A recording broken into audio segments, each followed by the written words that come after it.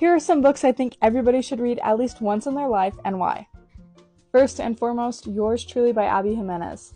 This book shows love. This book shows family. This book shows anxiety, and I think it represents it in a way that's not shown in a lot of romance books.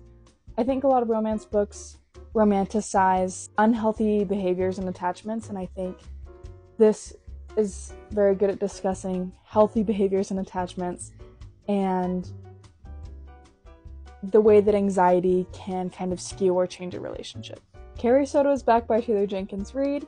Women and women in sports and the true career of somebody who is in sports and how short-lived it really is. I don't know how to explain it, but I think everybody should read this, especially in today's culture. The Invisible Life of Addie LaRue by V.E. Schwab.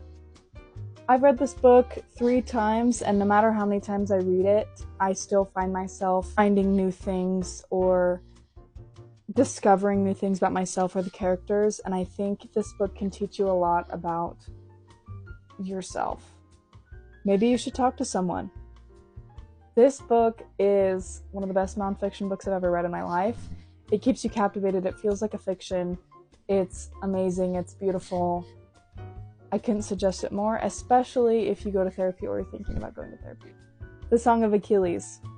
Although this book didn't live up to the hype that I think it got, I think it's beautifully written, and I think it shows relationships and friendships in a way that aren't depicted in a lot of books. Also, you will probably sob your eyes out.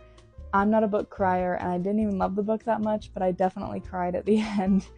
So if you want a good cry, if you want a book, a story that will kind of pull at your heartstrings a little, this is a really great one, and I think everybody should read it. Lessons in Chemistry by Bonnie Garmis. This book depicts feminism. It's a feminine rage novel. Men and women and anybody in between should read this. I think it will help people understand the true struggles that a woman goes through every day. And I know this is set in the 60s, and so, a lot is different, but a lot is really not different. So I think it's a great way to speak about feminism and speak against misogyny. Daisy Jones and the Six. This book depicts the struggle with addiction in a way that I've never read in another book. I think after reading this book, people better understand the way that addiction can actually affect you.